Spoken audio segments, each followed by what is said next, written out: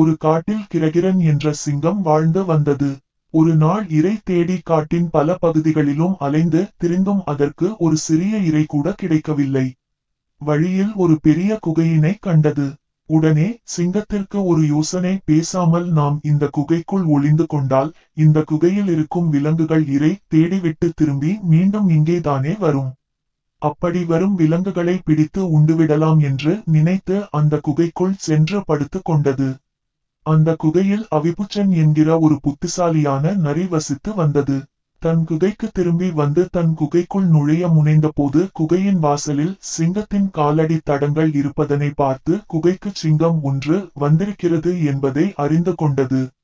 ஆனால் நரிக்கு ஒரு சந்தேகம். சிங்கம் உள்ளே இருக்கிறதா அல்லது சென்று விட்டதா என்பதை தெரிந்து கொள்வதற்காக குகைக்கு வெளியே நின்று கொண்ட நரி, ஏய் குகையே, ஏய் குகையே என்று அழைத்தது.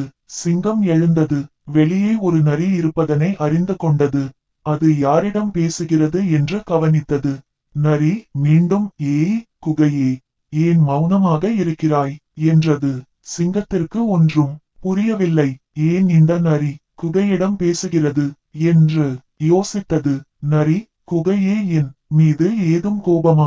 நீ தினமும் என்னிடம் பேசுவாயே, இன்று ஏன் என்னுடன் பேசாமல் அமைதியாக இருக்கிறாய் என்று கேட்டது. அப்போதுதான் சிங்கத்திற்கு புரிந்தது. அடடா, இந்த குகை தினமும் நரியுடன் பேசக்கூடியது போலும். ஆனால் இன்று ஏனோ இது பேசவில்லை என்று நினைத்தது. நரி, ஏய் குகையே, நீ பேசிய பின்னர் தானே நான் உன்னுள் நுழைவேன். இன்று நீ பேசாமல் இருந்தால் நான் எப்படி உன்னுள் நுழைவேன் என்றது. சிங்கம் பதறி போனது.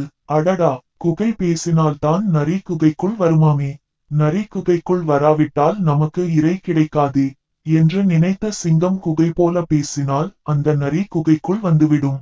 நாமும் அதை அடித்து சாப்பிட்டு விடலாம் என்று நினைத்து, ஏ நரியே, நான் வேறு சிந்தனையில் இருந்ததால் உன்னிடம் பேசவில்லை.